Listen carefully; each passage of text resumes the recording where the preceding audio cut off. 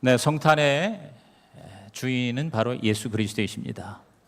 오늘 우리들은 그 예수님을 경배하러 왔습니다. 기독교는 바로 예수님이에요. 기독교는 종교가 아닙니다. 기독교는 바로 우리의 구원자이신 예수 그리스도를 알고 그분과 관계를 맺는 것, 이것이 바로 기독교입니다. 그래서 영어로 그런 말이 있어요. Christianity, 기독교는 is not religion but relationship, 이런 말이 있습니다. 즉 religion, 종교가 아니라 relationship, 관계라는 것이죠. 오늘 예수가 과연 누군지를 정확히 알고 그 예수님이 나하고 어떤 관계가 있는가, 이것을 확실하게 하는 것이 성탄의 진정한 가치라고 믿습니다. 예수님은 과연 누구십니까? 오늘 성경 본문을 보니까 20절에 예수님은 성령으로 잉태되었다 그랬습니다. 예수님께서는 마리아라고 하는 처녀의 몸에 성령님이 잉태케 하사 이 땅에 태어나신 분이에요. 또 23절에 보니까 예수님은 하나님이 우리와 함께 하시는 임마누엘이다 그랬어요. 임마누엘이라는 게 뭐냐면 God with us, 즉 하나님이 우리와 함께 하셨다. 다시 말해서 하나님이 인간이 되신 그분이 바로 예수님이에요. 근데 가장 중요한 구절은 21절입니다. 21절에 보니까 천사가 이 잉태된 마리아와 요셉에게 말하되 아들을 낳을 것이다. 근데 그 이름을 예수라고 하라 그랬어요. 근데 그 예수의 뜻은 뭐냐? 이는 그가 자기 백성을 죄에서 구원할 자이다 그랬어요. 죄에서 구원할 자. 시작. 죄에서 구원할 자. 그렇습니다. 예수님은 바로 저와 여러분을 죄에서 구원할 구원자입니다. 그래서 우리가 구주라는 말은 바로 구세주, 구원자의 준말이죠. 구원을 주시는 주님이에요. 그런데 우리 예수가 구원자가 되기 위해서는, 구주가 되기 위해서는 결정적으로 두 가지 조건이 필요해요. 그것은 뭐냐? 바로 예수님은 죄가 없으셔야 돼요.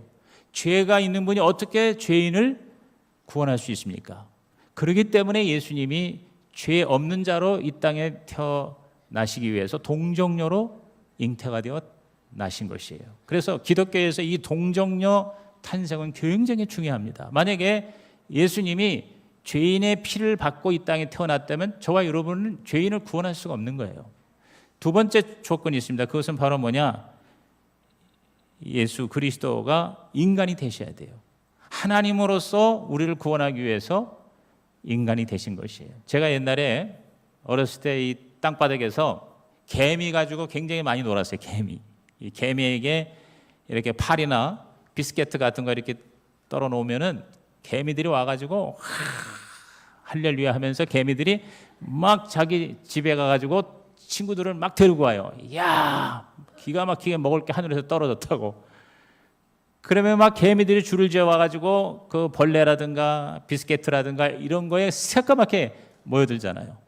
그런데 저 위에서 어떤 험악한 친구 녀석이 딱 오줌을 쌉니다. 오줌을 싸요. 그냥 막 오줌 홍수가 이 개미를 향해서 내려옵니다. 그러니까 내가 보니까 너무 안타까운 거야. 야, 개미야, 노아의 홍수가 일어났다. 빨리 피하라. 피하지 않으면 소변 홍수에 다 멸망할 것이다. 아무리 내가 얘기를 해도 이 개미가 알아듣질 못하는 거예요. 그때 제 마음에 제가 예수님의 마음이었던 것 같아요. 개미가 되고 싶은 마음이 생겼어요.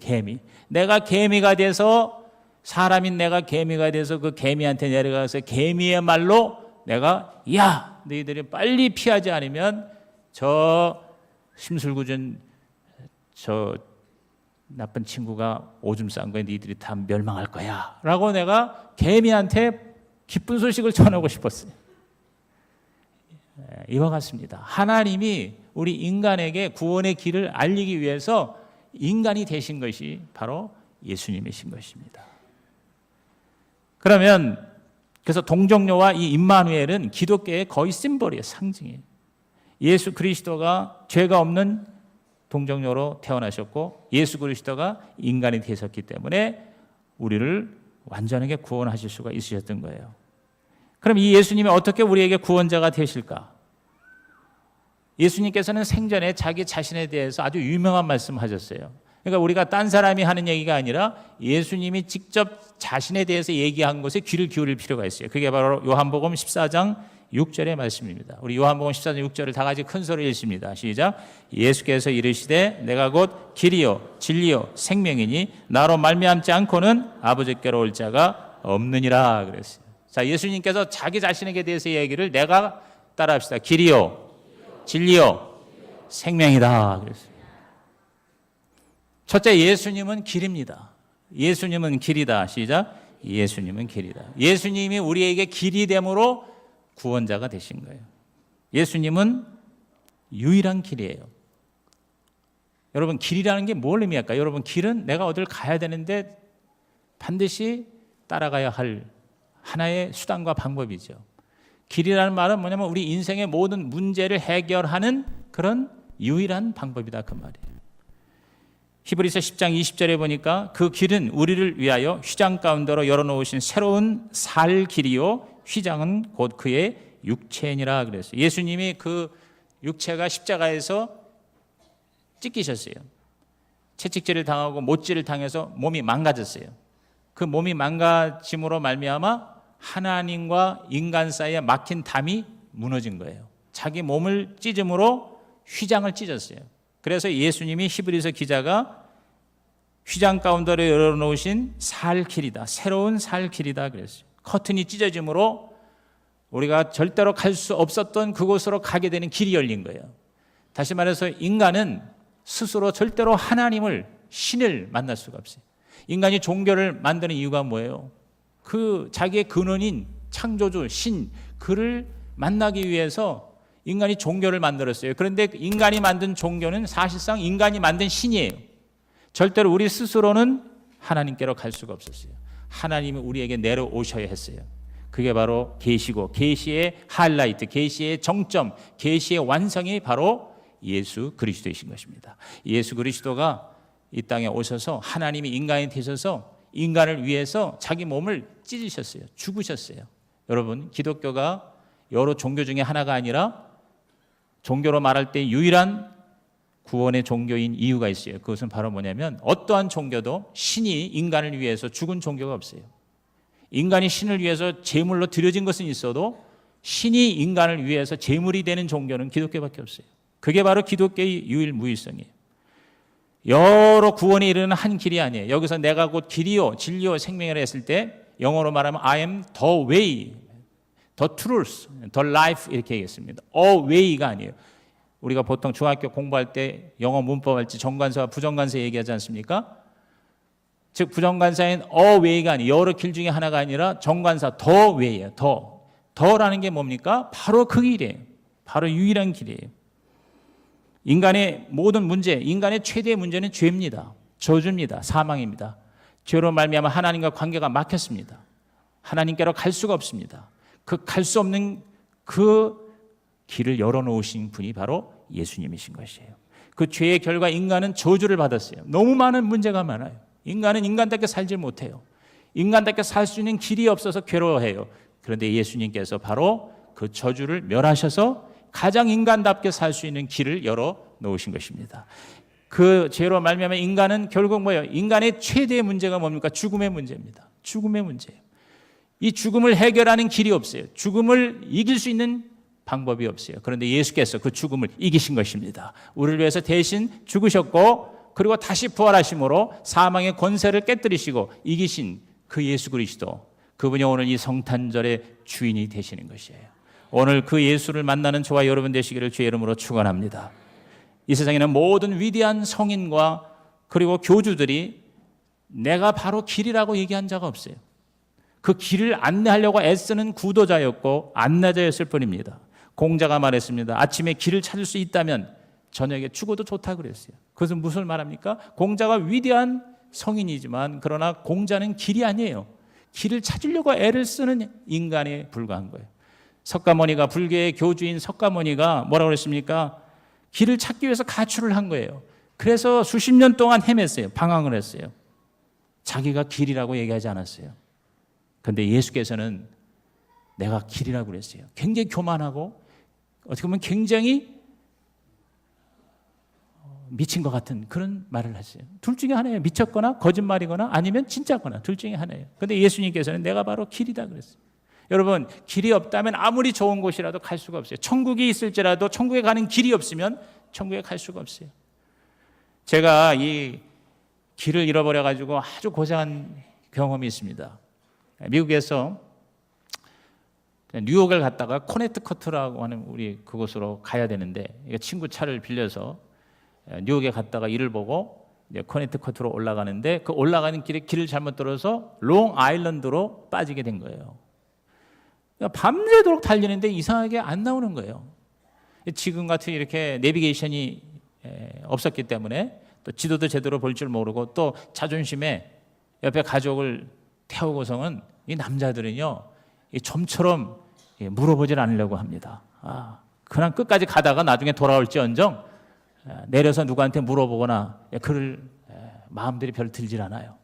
저도 그때 그냥 자존심 때문에 끝까지 간 거예요. 2시간, 3시간을 가는데도 가야 할 그 익숙한 곳이 나타나질 않는 거예요. 그래서 할 수 없이 나중에 내려서 세븐일레븐인가 거기 들어가가지고 그냥 막 손짓발짓 해가면서 가는 길을 알아가지고 다시 돌아왔을 때 거의 새벽녘에 그 집에 도달을 한 적이 있어요. 길을 우리가 모르거나 길을 잃어버린다면 정말 끔찍한 거예요. 우리 인생에 가야 할 길을 우리는 잃어버렸어요. 우리의 반드시 진짜 인간답게 살아야 하는 그 길을 우리는 알지를 못해요. 그런데 예수님께서 바로 내가 길이다 이렇게 얘기하셨어요. 무엇보다 우리는 우리의 근원이 되고 우리들의 가야 할 그 고향인 천국, 그리고 우리를 지으신 창조자이시고 우리를 낳으신 진정한 아버지, 다시 말해서 하나님이에요. 하나님을 찾아가는 길을 우리는 도대체가 알 수가 없는 거예요. 그래서 인간은 종교를 만들고 수양을 하고 도덕을 쌓고 착한 일을 하고 연구를 하고 철학과 신학을 하고 아무리 애를 쓰지만 여러분, 인간 스스로는 우리 하나님에 도달할 수가 없어요. 그런데 예수께서 내가 바로 그 길이다 그랬어요. I am the way. 하나님께 가는 길이다. 사도행전 4장 12절에 다 같이 읽습니다. 시작. 다른 이로서는 구원을 받을 수 없나니 천하 사람 중에 구원을 받을 만한 다른 이름을 우리에게 주신 일이 없음이라 하였더라 그랬어요. 이 세상에 구원을 얻을 만한 다른 이름을 하나님이 주시지 않았어요. 오직 예수 그리스도만이 구원의 길이다. 하나님과의 관계, 하나님하고 하나가 되고 하나님의 자녀가 되는, 이게 바로 구원인데, 그 구원을 이룰 수 있는 길은 예수밖에 없다. 예수님만이 바로 구원자다. 인간의 최대의 문제가 죄와 저주와 사망인데, 구원이라는 것은 그것의 극복이에요. 죄를 사함받는 것이 구원이고, 인생의 이 저주가 되어서 정말 인간답게 살지 못하고 왜 내가 사는지 삶의 의미와 목적과 가치를 모르는 것, 그것이 저주예요. 못 먹고 그리고 헐벗고 그리고 굶어 죽는 것도 저주지만, 인생의 진짜 삶의 가치와 의미를 모르고 사는 것이, 그것이 뭐예요? 가장 큰 저주예요. 그 저주를 극복하게 하는 게 구원이에요. 그래서 우리가 구원을 받는다는 것은 하루를 살더라도 내가 왜 사는지를 아는 거예요. 내가 무엇 때문에 사는지 아는 거예요. 인생에 정말 살만한 가치가 있다고, 그러면서 행복하게 사는 것이, 그것이 진짜 인생인데, 그게 구원인데, 그 구원을 주는 유일한 길은 바로 예수님밖에 없다는 것입니다. 그리고 최고의 인간의 여러분 문제가 뭐예요? 죽음이에요. 죽음. 결국 우리는 다 죽지 않습니까? 죽으면 그것으로 끝이면은 그나마 낫겠는데, 죽은 다음에 사후의 세계가 있다는 거예요. 그걸 우리가 가지를 못하는 거예요. 죽은 다음에 심판을 받아서 지옥에 떨어지는데, 여러분, 이 문제를 해결할 길이 없어요. 근데 이거를 해결받는 게 구원이에요. 그리고 그 해결을 주시는 이가 바로 예수 그리스도이신 것입니다. 그래서 예수님이 바로 구원자인 거예요. 예수님이 바로 구원을 주시는 이름이에요. 예수라는 이름은 바로 구원자, 치유자, 회복자라는 뜻이에요. 그리스도라는 이름은 바로 메시아라는 뜻이고, 그것도 역시 결국 기름 부음 받아서, 하나님의 기름 부음 받아서 우리를 이끌어가는 진정한 지도자라는 게 바로 메시아라는 뜻이고, 메시아는 히브리어고 그리스도는 헬라어예요. 그래서 그리스도나 메시아는 다 뭐냐? 공적인 이름이에요. 공적인 직분이에요. 그래서 보통 우리가 우리를 구원하는 메시아가 왜 안 나타나느냐 할 적에, 그 메시아가 바로 그리스도라는 뜻이에요. 원래 예수님의 이름은 private name, 즉 사적인 이름은 예수예요. 근데 이걸 우리가 정확히 아는 게 필요합니다. 그러니까 예수 그리스도라는 이름을 가지고도 우리는 기독교를 설명할 수가 있어요. 예수 그리스도 하니까 어떤 분은 예수는 성이고 그리스도가 이름인가? 이렇게 생각하는 분이 계세요. 근데 예수는 그냥 우리 저와 여러분이 가지고 있는 이름 있잖아요. 명성은 하면 내가 내 이름이에요. 그게 예수예요. 태어나신 그 하나님의 아들의 이름을 예수라고 하라 그랬단 말이에요. 그 다음에 그리스도는 모든 사람들이 그토록 갈망하는 진정한 구원자, 메시아, 우리를 해방시키는 분, 지도자, 이게 바로 그리스도라는 뜻이에요. 왕과 선지자와 제사장, 이게 이제 보통 그리스도에 해당되는 기름 부음을 받는 직분이에요. 자, 오늘 제가 이것을 설명하려고 하는 게 아니라 바로 예수 그리스도는 저와 여러분에게 구원을 주시는, 하나님을 만나게 하는, 그리고 가장 인간답게 살게 하는, 그리고 죽음까지도 극복하고 영원히 살 수 있게 하시는 유일한 길이 된다는 걸 믿으시기를 주의 이름으로 축복합니다. 여러분, 러시아의 위대한 문호 톨스토이 다 아시죠? 톨스토이가 대다수 사람들처럼 좀 인간답게 살려고 노력을 했어요. 내가 어디서 와서 무엇 때문에 살며 어디로 가는가를 알고 살려고 몸부림친 거예요. 그런데 그거를 발견하지 못했어요. 톨스토이는 아시다시피 전쟁과 평화라든가 부활이라든가 안나 까레리나라든가 이런 대작을 쓴 역사상 가장 위대한 문학가입니다. 아마 지구상에서 존재했던 문필가로서, 작가로서 최고의 영예를 가지고 있는 분이 톨스토이입니다.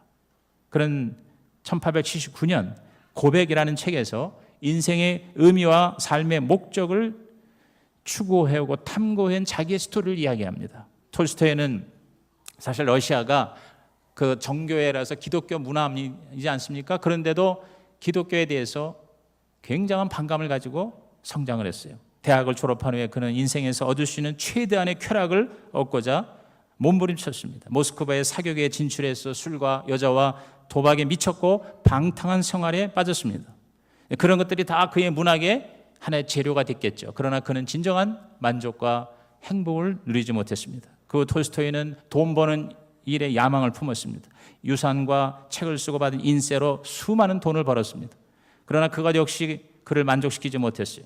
그는 세계 문학사상 가장 위대한 작가로 인정을 받았으며 성공과 돈과 명예와 사회적인 지위까지 다 거머쥐었지만 결국 이 모든 것이 무엇이란 말이냐? 이게 도대체 무슨 의미가 있느냐 나에게?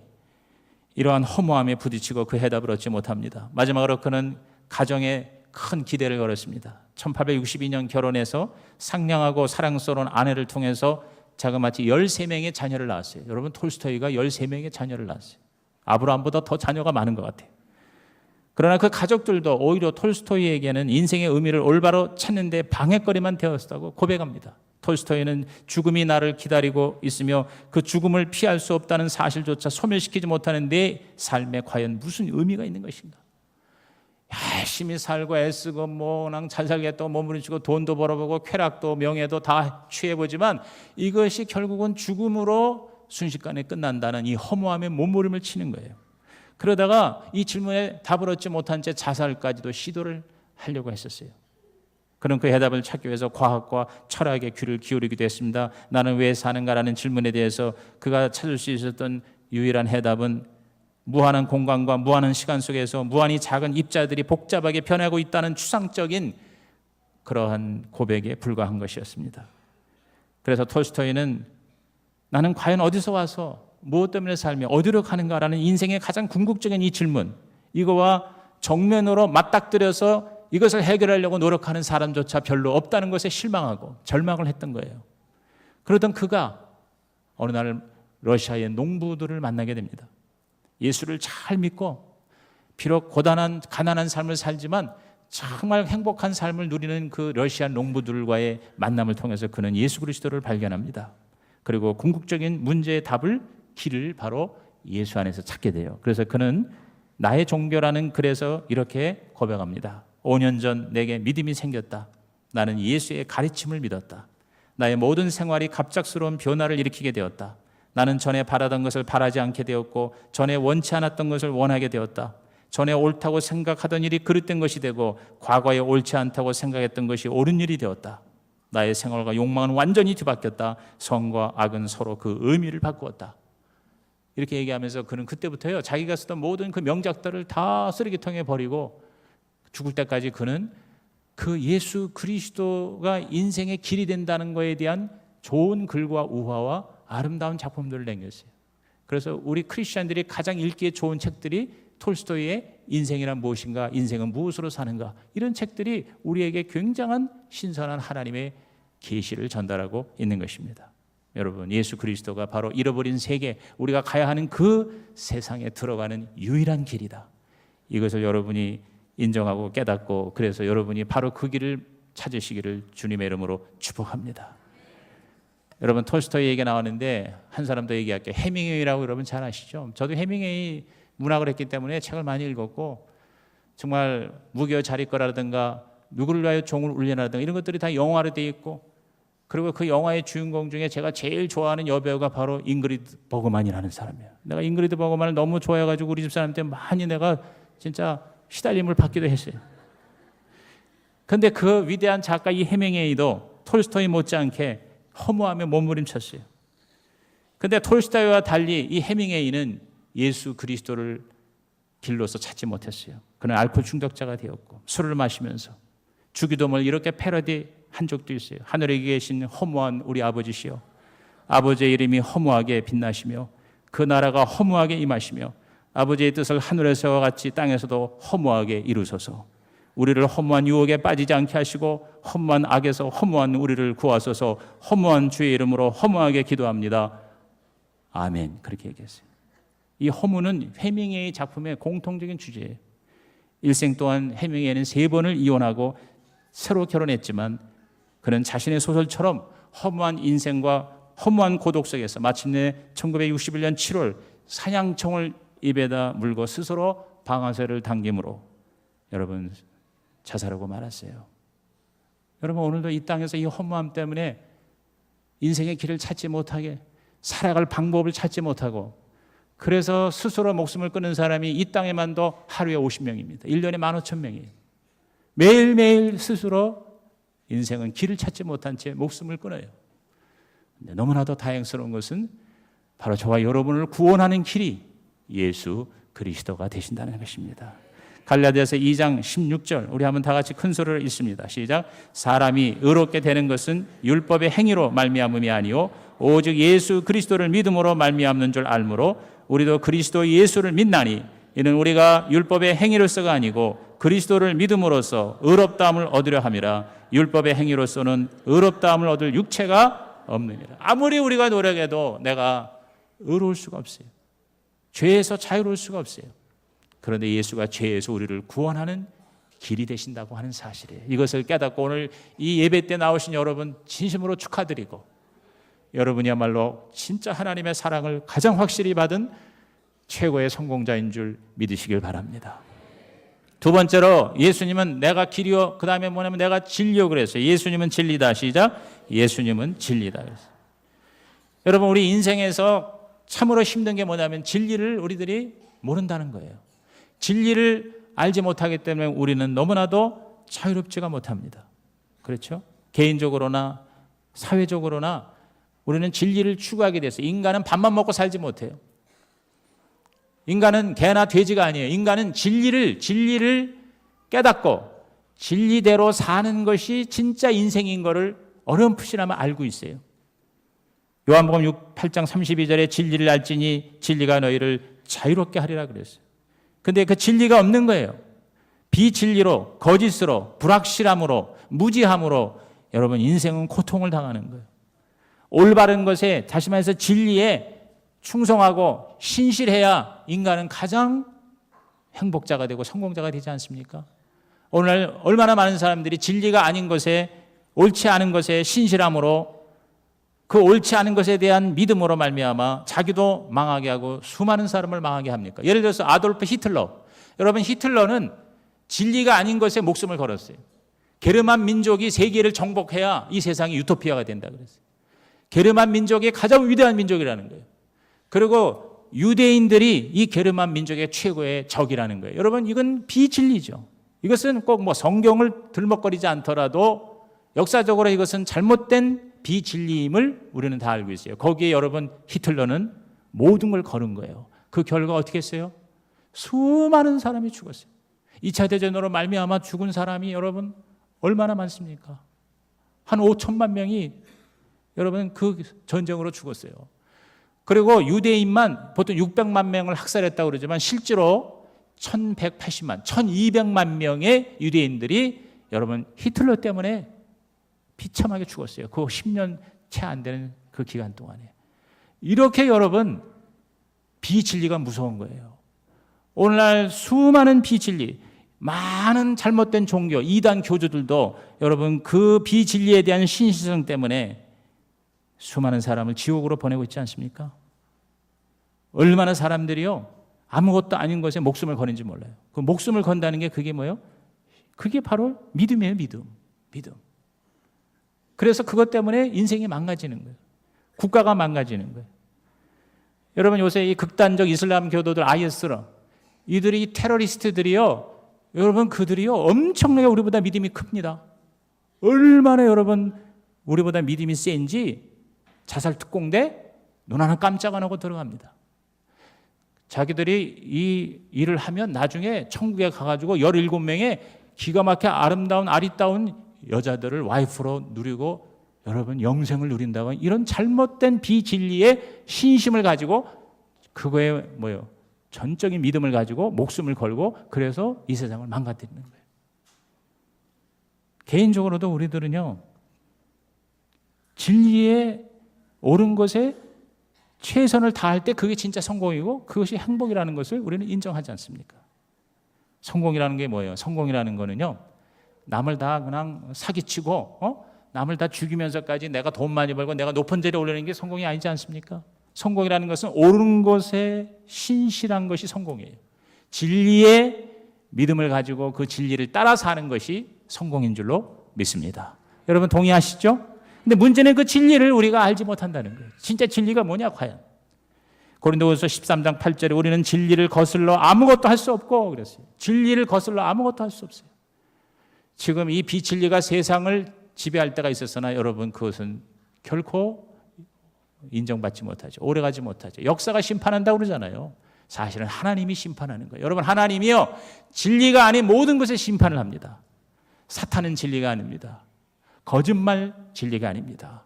하나님은 그걸 다 심판하세요. 하나님을 믿지 않은 사람들은 역사가 심판하고 또 인류가 심판하고 그런 얘기를 합니다. 그러나 사실은 하나님이 심판하시는 거예요. 여러분 예수 그리스도는 바로 진리입니다. 예수 그리스도 기독교는 바로 진리예요. 진리. 예수께서 존재하시고 예수께서 십자가에 죽으시고 예수께서 부활하신 것은 기독교의 핵심적인 진리인 것입니다. 여러분 이 기독교는 허구가 아니에요. 기독교는 거짓말이 아니에요. 인간이 만들어낸 스토리가 아니에요. 여러분 기독교는 하나님이 우리에게 알려주신 진리예요. 그걸 우리는 계시라고 하는 거예요. 계시. 하나님이 우리에게 그냥 그대로 알려주셨어요. 자연을 통해서도 알려주셨는데 인간은 자연을 통해서 구원을 받을 수가 없어요.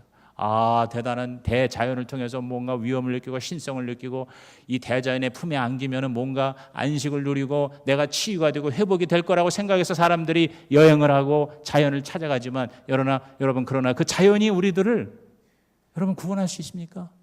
우리의 죄를 용서할 수 있습니까? 우리의 죽음을 이길 수 있게 하십니까? 우리가 지옥에 가는 것을 건져낼 수 있습니까? 불가능해요. 그러므로 하나님이 주신 이 자연 계시를 띄워놓은 특별 계시가 있어요. 그 특별 계시가 바로 성경이고 그 성경의 주인공인 예수 그리스도이신 것이에요. 예수님을 통해서 우리들은요 인간의 존재 어디서 와서 무엇에서 어디로 가는가 무엇을 해야 되는가 나의 가장 이 문제를 어떻게 해결해야 되는가를 여러분 이렇게 확실하게 알려주는 계시 이런 진리는 여러분 존재하지 않습니다. 바로 예수님이 그래서 내가 진리다 그렇게 얘기를 했어요. 레이몽 브루헬이라고 하는 사람이 윤리의 비유라는 작품을 통해서 이런 이야기를 했어요. 과거, 현재, 미래 전 인류를 다 무한한 대평원에 모아놨어요. 거기에는 진리를 가르친다는 철학자들도 모였고 종교인들도 모였고 지식인들이 다 모였어요. 인류는 그들의 모든 저서를 다 읽었지만 피곤하고 번세하여 모르겠다고 하며 세 가지 요청을 합니다. 철학자들에게 세 가지를 요청합니다. 첫째, 인류가 어린 아이부터 어른에 이르기까지 다 알 수 있도록 쉽고 평이로운 그런 책을 하나 써달라. 전 인류의 진리가 보편 가치로서 포함되어 있는 짧은 소책자를 하나 써달라 그랬어요. 두 번째, 그 책이 책으로만 남아 있어서는 안 되고 그 책이 가르치는 모든 진리를 전 인류가 따라 배울 수 있도록 한 사람의 모범을 그 책의 화신을 하나 사람을 세워달라 그랬어요. 세 번째는 그 사람 혼자만 자기가 그 진리를 가지고 자기가 자유롭다고 하면 안 된다. 그 사람이 다른 사람에게 그대로 전달시킬 수 있는 방법까지 가르쳐 주어야 한다라고 철학자들이 요구했더니 여러분 전 세계에 모인 철학자들이 다 달아나 버리고 말았어요. 왜? 그 세 가지가 불가능한 거예요. 그래서 우리에겐 길이 없구나, 우리에겐 진리가 없구나 한탄하고 울고 있는데 십자가를 짊어지신 예수께서 나타나셔서 말씀하시기를 나를 보라, 나를 믿어라, 나를 따르라. 내가 바로 길이다, 내가 바로 진리다, 내가 바로 생명이다. 수고하고 무거운 짐자들아 다 내게로 오라. 할렐루야. 나가 아니고는 아버지께로 하나님께로 갈 자가 없다. 여러분 이거는요 교만하거나 사기치거나 미쳤거나 그 중에 하나 아니겠어요? 아니면 진짜 하나님이거나 진리거나 50대 50입니다. 우리가 여러분 예수 믿는다는 것은 인생의 가장 큰 거룩한 도박이에요. 내가 예수를 믿고 예수께 모든 것을 내가 건다는 것은 둘 중에 하나입니다. 진짜 구원을 받아서 천국에 가는 건지 아니면 이것이 완전히 거짓말이고 이것은 인간이 꾸며낸 스토리고 기독교라고 하는 종교 집단이 만들어 놓은 허상의 사이버 스토리다. 둘 중에 하나 아니겠습니까? 그런데 여러분 파스칼 위대한 수학자고 철학자였잖아요. 그도 고통과 고민을 했어요. 그러다가 그는 철저한 이성주의자입니다. 과학자입니다. 수학자입니다. 그는 진정한 이성으로 진리를 깨달았어요. 그러면서 그가 한 유명한 말이 그거예요. 하나님이 계시다고 믿고 천국이 있다고 믿고 예수가 바로 그 하나님과 천국으로 가는 유일한 길임을 믿는 것이 안 믿는 것보다 훨씬 더 이성적이다. 그렇게 얘기를 했어요. 인간이 정말 인간의 이성적 존재라면 그걸 없다고 아무렇게나 사는 것보다 그렇게 있다고 믿고 그 진리를 따라 살려고 노력하는 삶이 더 이성적이다. 그랬어요.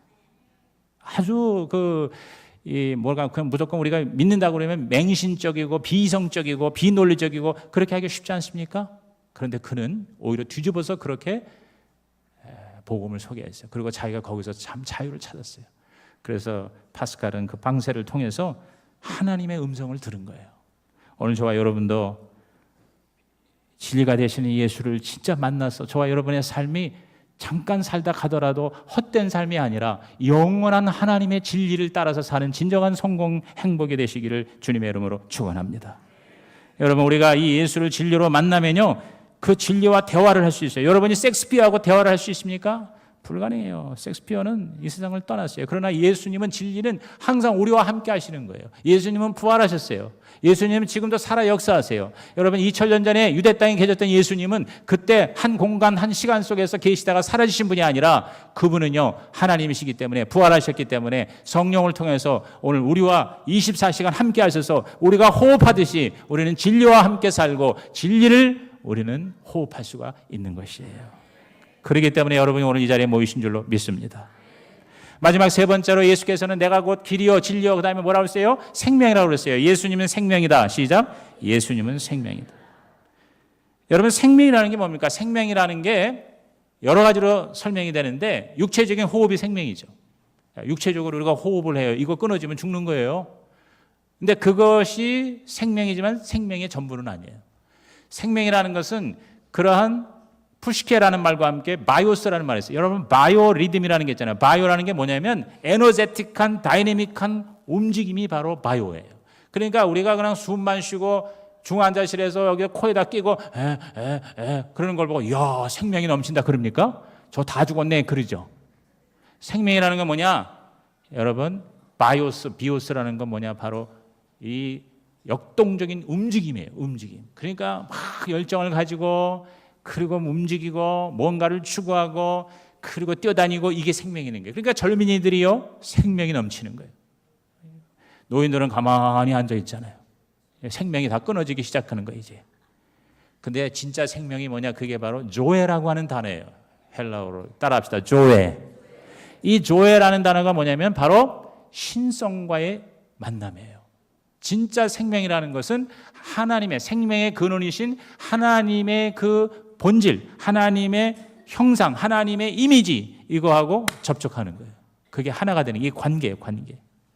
자, 창세기 1장 27절에 보니까 하나님이 자기 형상 곧 하나님의 형상대로 사람을 창조하실 때 남자와 여자를 창조하셨다. 여기 하나님의 형상이라는 말이 나와요. The image of God. 하나님의 모양으로 지음을 받은 것이 진짜 생명이에요. 다시 말해서 육체적인 생명보다 진짜 생명은 영적인 생명이에요. 여러분, 우리 개나 돼지나 고양이나 이 동물은요, 그냥 단백질로 구성된 그런 육체에 불과해요. 몸이 이제 사라지잖아요? 그러면 그냥 소멸돼요. 근데요, 인간은요, 신성을 가진 존재이기 때문에 하나님의 형상과 모양으로 지음받았기 때문에 육체가 죽는다고 죽는 게 아니에요. 원래는 에덴 동산에서 육체도 영원히 살게 돼 있어요. 그런데 죄로 말미암아 하나님의 관계가 끊어진 거예요. 하나님의 신성에서 떨어져 나간 거예요. 하나님의 모양이 찌그러진 거예요. 그래서 인간은 비스름하게는 하나님을 만나려고 애를 써요. 그런데 결정적으로 하나님하고 접촉이 불가능해요. 그래서 인간이 죽고요. 이게 죽음이 아니라 진짜 죽음이 뭐냐면 지옥으로 심판받는 거예요. 하나님부터 영원히 떨어져 나가는 게 그게 바로 지옥이에요. 이게 바로 둘째 사망이다 그런 거예요. 여기서 우리는 구원받아야 돼요. 여기서 우리들은 일어나야 돼요. 극복이 돼야 돼요. 그런데 예수가 뭐라 하냐면 내가 바로 생명이다 그랬어요. 내가 바로 그 생명이다. 그러므로 나로 말미암지 않고는 아버지께로 하나님께로 갈 수가 없다. 그 생명을 얻을 수가 없다. 로마서 3장 23절에 모든 사람이 죄를 범하였음에 하나님의 영광에 이르지 못한다. 하나님의 영광이 생명이에요. 그게 바로 하나님의 형상이에요. 인간이 신성을 가졌어요. 인간은 동물과 달라요. 인간은 영적인 존재예요. 그런데 그것이 뭐냐? 하나님의 생명이 떨어져 나왔어요.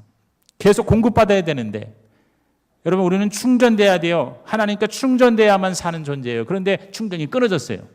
그러니까 인간은요, 죽을 수밖에 없는 거예요. 사망, 죄의 삭은 사망이라고 그랬어요. 로마서 6장 23절에 죄의 삭은 사망이요. 그런데 하나님의 은사는, 하나님의 선물은 그리스도 예수 우리 주 안에 있는 영생이라고 그랬어요. 여기 사망이라는 단어와 영생이라는 단어가 대조가 됩니다. 여러분, 저와 여러분이 오늘 굉장히 중요한 메시지를 듣는 거예요. 인생에서 가장 여러분 너무나도 중요한 두 단어가 있는데 그게 바로 사망이라는 단어와 영생이라는 단어예요. 뭐 권력, 뭐 돈, 뭐 부동산, 그다음에 무슨 뭐 국가 발전 어쩌고 다 여러분 중요하지만 제일 중요한 건 여러분 사망이라는 단어. 인간은 이 사망을 해결하기 전까지는 여러분 인생은 희망이 없는 거예요. 이걸 그냥 우리는 운명으로 받아들여요. 왜? 죽는 게 운명이니까. 그러니까 하나님을 안 믿는 사람들은요, 죽으면 그게 운명이야. 근데 여러분, 예수를 믿는다는 것은 운명을 바꾸는 것이 예수를 믿는 것이에요. 여러분, 이걸 정확히 아셔야 됩니다. 예수 믿는 것은 우리의 팔자가, 우리의 운명은 죽을 수밖에 없어요. 그런데 여러분, 하나님이 선물을 주셨어요. 그리스도 예수 안에 있는 영생이니라. 그러니까 예수를 믿는 사람은 내 팔자가 내 운명이 달라집니다. 죽을 팔자, 지옥에 갈 운명이 여러분 바뀌는 거예요. 할렐루야. 그래서 예수를 믿으라는 거예요. 그래서 성탄절날 기쁘다 구주 오셨네, 우리가 이렇게 찬양을 하는 거죠. 여러분, 저와 여러분이요, 내가 무슨 대단한 죄를 지어서 죄인이 아니에요. 내가 하나님의 형상이 깨졌어요. 내가 하나님을 더 이상 내가 공급받지 못해요. 신성을 충전받지 못해요. 그게 바로 오늘 저와 여러분의 실상이에요. 근데 예수님이 이것을 뭐요? 고쳐주시겠다는 거예요. 고린도후서 4장 4절을 다 같이 읽습니다. 시작. 그중에 이 세상의 신이 믿지 아니하는 자들의 마음을 혼미하게 하여 그리스도의 영광의 복음의 광채가 비치지 못하게 함이니 그리스도는 하나님의 형상이라. 따라합시다. 그리스도는 하나님의 형상이다. 여러분, 성경에 이런 말로 가득 차 있어요. 그래서 예수가 나는 바로 생명이다 이렇게 얘기하는 거예요. 하나님의 형상이에요. 그래서 그 하나님의 형상인 예수를 가진 자는 여러분 그 깨어진 하나님의 신성이 회복이 되는 거예요. 그래서 구원을 받는 거예요. 생명을 얻는 거예요. 그래서 요한일서 5장 11절과 12절 또 읽습니다. 시작. 또 증거는 이것이니 하나님이 우리에게 영생을 주신 것과 이 생명이 그의 아들 안에 있는 그것이라. 아들이 있는 자에게는 생명이 있고 하나님의 아들이 없는 자에게는 생명이 없느니라. 제가 우리 지은이 지의 딸 둘 낳았어요. 저는요, 제가 장남이잖아요. 저는 제가 아들을 못 낳으리라고는 조금 더 생각을 못했어요. 근데 딸만 둘 낳았어요. 더 낳기가 뭐한 게 우리 집 사람이 이 제왕절개로 아기를 낳기 때문에 2명까지, 그리고 그 전에 또 이 맹장 수술까지 했으니까 이 개복 수술을 3번이나 크게 했단 말이에요. 제가 아내를 너무 사랑한 나머지 저는 딸 둘로 만족하기로 결심을 했고, 또 딸이 나오니까 그 2딸로 저는 너무 사실은 만족했어요. 행복했어요. 우리 부모님께 잠깐 죄송하지만. 그래서 이제 제가 이제 이렇게 서로 자녀가 어떻게 되냐고 물어볼 때 이제 이동원 목사님과 제가 이제 처음 만났을 때 저보고 자녀가 어떻게 되냐고 해서 제가 딸만 둘입니다 했더니 이렇게 나를 보더니 생명이 없으시군요 그러더라고. 그래서 내가 속으로 What are you talking about? 내가 그랬어요. 그게 뭔 소리 하고 있는 거냐고 그랬더니 그 이동원 목사님이 뭐라고 하는 거 아니 요한일서 5장 11절 12절에 얘기를 아들이 있는 자에게는 생명이 있고 아들이 없는 자에게는 생명이 없는 자. 내가 그때부터 주여 나에게도 생명을 주옵소서 그러면서 이제 제가 기도를 해서 결혼한 지 18년 만에 우리 지민이가 나온 거예요. 아들을 얻었어요. 저는 이제 생명이 있습니다. 근데 여기서 이 말하는 아들은 바로 그 아들, 딸의 아들이 아니라 바로 하나님의 아들 예수예요. 하나님의 아들 예수가 내 안에 있는 자에게는 뭐가 있고? 생명이 있고 아들이 없는 자에게는 생명이 없느니라 그랬어요. 왜? 예수가 생명이니까.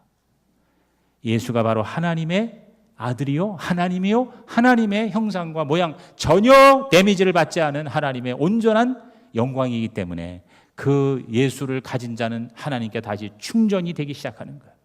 여러분 그 휴대폰의 배터리가요 충전을 안 하면 아무리 그 안에 있는 좋은 기능이 있어도 소용이 없어요.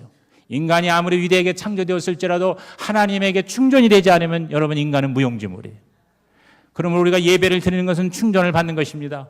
여러분 이렇게 주일날 와서 예배를 드리고 말씀을 듣고 아멘하고 기도하고 하나님하고 하나님을 여러분 만나는 건 하나님하고 배터리가 지금 연결돼서 충전하는 거예요. 충전을 받아서 세상에 나가서 하나님의 형상과 모양으로 작은 예수로 여러분이 세상을 구원하는 사명이 있는 것이에요. 그것이 바로 우리의 크리스천 라이프예요.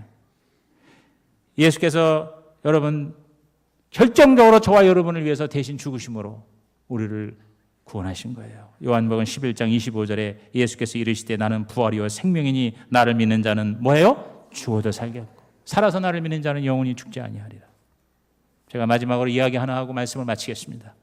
1941년 6월 한참 막 이 나치의 극악무도한 유대인 색출 작업과 그리고 이른바 데스캠프 20몇 개의 데스캠프를 세웠지 않습니까? 그중에서 유명한 게 폴란드의 아우슈비츠 수용소예요. 저는 사실 아우슈비츠 수용소는 가보지 못했어요. 근데 가장 완벽하게 여러분 이 히틀러의 죽음의 이 수용소로 남겨있는 것이 독일 남부에 다카우라는 지역이 있습니다. 뮌헨 밑에 몇십 킬로 밑에 있어요. 제가 거기를 아주 오래전에 가본 적이 있어요. 저 집회를 하러 갔다가 그곳에 제가 안내를 받아서 갔습니다. 가장 완벽하게 여러분 그 나치 정권의 데스캠프가 보존되어 있어요. 끔찍해요. 거기 와보면 사람을 수없이 실어다가 그냥 죽이는 게 아니에요. 죽이기 전에 모든 걸 다 꺼집어내요. 가지고 있는 거 다 해서 그냥 안경, 구두 이런 것들이 산더미처럼 그대로 있어요. 이빨을 다 뽑아가지고서 금류빨 다 해가지고 이걸 재련해요. 그 다음에 수많은 사람이 생체 실험을 당합니다. 그래가지고 그냥 살아있는 사람들을 공기를 갖다 세게 가지고 터져서 죽게 하는 뭐 그런 장치. 그래서 여러분 지구상에서 가장 의학이 발달한 나라가 독일입니다. 독일이란 나라가 의학이 발달한 이유가 뭐냐면 좀처럼 하기 힘든 살아있는 사람을 그 자리에서 죽이면서 생체 실험을 할 수 있었던 나라가 독일하고 일본이에요. 여러분 일본의 그 뭐 마루타 뭐 그런 거 알잖아요. 일본도 수없이 했어요. 그러니까 일본하고 독일이 의학이 발달할 수밖에 없는 거예요. 왜 그런 거를 함부로 할 수가 없는데 무수하게 많이 해댔어요.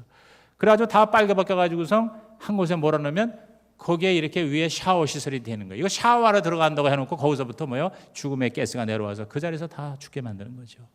수많은 사람을 1000만 명을 여러분 그렇게 죽였어요.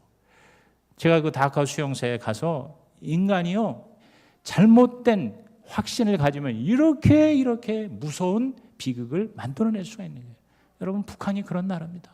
북한이라는 나라가 지금 뭐 멀리 갈 필요도 없어요. 우리나라가 지금 그런 상황이에요. 이 폴란드 아우슈비츠 수용소에서 사이렌이 울렸어요. 왜? 포로가 탈출을 하면 다 소집을 해서 한 명이 탈출하면 10명을 죽이는 그 법이 있었어요. 포로 한 명이 탈출했다고 사이렌이 울렸습니다. 그 보복으로 동료 10명이 죽어야 했습니다. 수용소장과 게스타포들이 줄지어선 유대인들 사이를 다니면서 마음도 골랐어요. 너 나와 이렇게 수백 명이 막 벌벌 떨고 있는데 지적을 당하는 거예요. 근데 그 중에 프란시스 게요니 책이라는 남자가 걸렸습니다. 그는 절망적으로 무릎을 꿇으며 소리칩니다. 나는 죽을 수 없습니다. 내 불쌍한 아내와 내 아이들이 있습니다. 살려주세요. 살려주세요. 무슨 소리야? 너 나가. 근데 그때 어떤 남자가 나섰습니다. 아니 이 돼지같이 생긴 천성이 누구야 그랬더니 예, 저는 가톨릭 신부입니다. 저 사람을 대신해서 내가 죽고 싶어요. 나는 늙었고 나는 아내도 자식도 없습니다. 그가 바로 맥시밀란 콜브라는 이름을 가진 신부였어요. 그날 9명의 남자와 이 1명의 신부가 10명이 이제 뽑혀서 굶주림의 벙커, 스타베이션 벙커라는 데로 들어갔습니다. 거기는 뭐냐면 아무것도 주지 않고 굶어 죽게 내버려 두는 거예요. 옛날 같았으면요 2일, 3일, 4일 지나면요 너무 배가 고프니까 서로 사람을 여러분 찢어 먹었다고 그래요. 그러나 벌거벗긴 채 누워 기운이 남아있는 동안 기도하고 찬송하며 서서히 죽었어요. 왜? 거기에 신부가 한 사람이 있었어요. 2주 후에 3명과 맥시밀란 신부만 남고 다 죽었습니다. 결국 8월 14일 끝까지 안 죽는 사람은 처형을 시켰습니다. 그때 나이가 47살이었다고 그래요.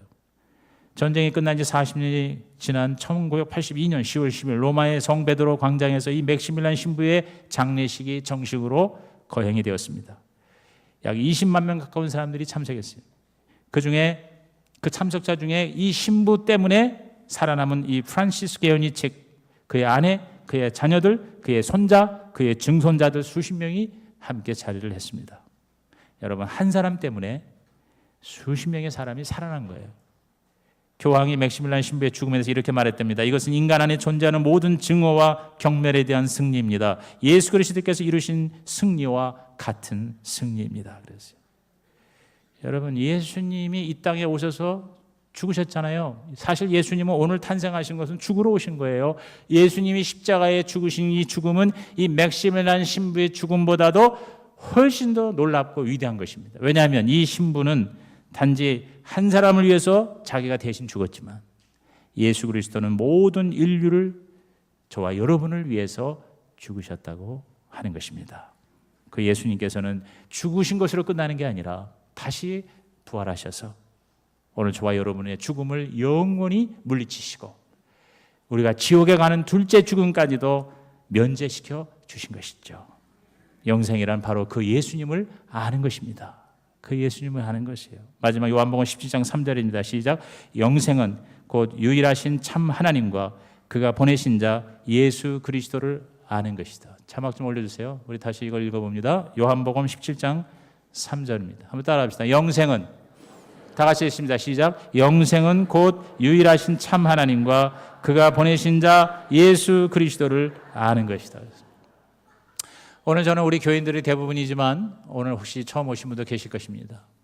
또 교회는 나가 보았고 또 나가시지만 진짜 내가 예수를 제대로 알지 못하고 예수님을 만나지 못한 분도 계실 거예요. 여기서 이 예수를 안다는 것은 인격적으로 아는 거예요. 여러분, 제가 우리 아내가 이름이 김미량인데 김미량을 내가 아는 방법이 뭘까요? 김미량이라는 책이 하나 나왔어요. 1장 김미량의 출생, 2장 김미량의 어린 시절 성장, 3장 김미량의 학교 생활, 4장 김미량의 성격, 5장, 6장, 10장까지 있어. 내가 그 책을 읽었다고 내가 김미량이를 압니까? 알 수가 없어요. 김미량이하고 살아야 돼요. 제가 35년째 삽니다. 그 전에 4년을 연애했습니다. 내가 지금 생각해보니까 40년을 우리 마누라하고 지금까지 내가 동행했어요. 그래서 내가 누구보다도 김미량을 잘 압니다. 여러분이 저보다 김미량을 잘하는 사람 오시면 제가 특별 크리스마스 선물을 드리겠습니다. 여러분, 예수님을 얼마나 알고 계십니까? 제가 어제 그제 박근혜 대통령으로부터 성탄 카드를 받았어요. 사실이에요. 난 이유를 알 수 없어. 왜 대통령이 나한테 성탄 카드를 보내는지 작년에도 보내고 올해도 보냈더라고. 아주 괜찮게 이렇게 만든 카드를 저한테 보냈어요. 글쎄, 박근혜 대통령이 제가 다닌 학교의 같은 동문이고, 그래서 우리 학교 출신의 목회자들이 이제 기도 제목 중에 하나가 박 대통령이 임기를 마치기 전에 한번 우리가 우리 그 학교 출신의 목회자들이 청와대에 들어가서 대통령에게 안수기도 한번 하는 게 이제 우리의 기도 제목이에요. 여러분 기도를 해주셨으면 좋겠어요. 근데 제가 왜 이 얘기를 하는 거 아니? 박근혜 대통령이 내 같은 학교 동문이고 나한테 이 카드까지도 보내줬다고 그래서 내가 박근혜 대통령을 아느냐 그 말이에요. 뭐 그 비서진들이 보냈겠지. 그분이 나를 어떻게 알고 내가 그분을 어떻게 알아? 오늘 성경책이 여러분에게 있고 교회가 수없이 있고 여러분이 교회 생활을 많이 하지만 여러분은요 모든 것을 다 여러분이 실패를 해도요 절대 실패하지 말아야 될 것은 예수 그리스도를 알아야 한다는 거예요. 예수 그리스도를 여러분이 인격적으로 만나야 돼요. 예수 그리스도하고 여러분은 같이 동행해야 돼요. 내가 길이요 진리요 생명이라고 그랬어요. 오늘 이 예수 그리스도를 여러분이 확실하게 깨닫는 이 예배가 되시기를 주의 이름으로 축복합니다. 자, 눈을 감으십시다. 눈을 감으시고 머리를 숙이시고요. 가슴에 손을 얹으세요. 진심으로 여러분이 이러한 고백을 저를 따라해서 기도해 주시기 바랍니다. 이 기도를 통해서 오늘 여러분이요 이미 예수 믿는다고 고백한 사람이나 교회는 다녀봤지만 진짜 예수를 제대로 알지 못하신 분이나 아니면 오늘 혹시 처음 우리 교회를 나오셨더라도 제가 여러분에게 간절히 구합니다. 여러분 이 세상에서 가장 실패는 예수를 모르는 거예요. 이 세상에서 가장 성공은 예수 그리스도를 정확하게 알고 만나는 거예요. 믿는 거예요. 여러분이 진실된 마음으로 저의 기도를 따라해 주시기 바랍니다. 사랑하시는 하나님, 저는 죄인입니다. 어디에서 와서 왜 살며 어디로 가는지 알지 못하고 방황하며 살았습니다. 오늘 하나님의 부르심을 받고 믿음으로 나왔습니다. 예수님의 십자가의 보혈로 저의 죄를 씻어 주옵소서.